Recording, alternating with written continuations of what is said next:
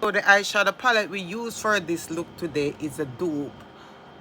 I don't know if you guys remember the Too Faced Bun Bun palette. So this is from Revolution, and it's also a chocolate palette, you guys. So I have this for a while, and these are the color that I use. I use this one.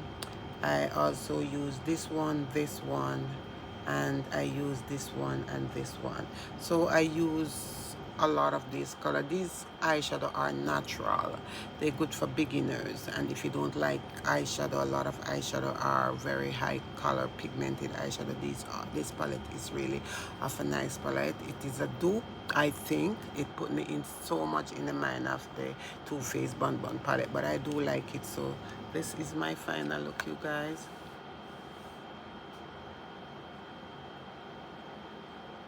And I just want to say thank you so much again for watching. Don't forget to like and share, and do subscribe to my channel, and I will see you in my next upload. God bless you. Thank you so much. Bye for now.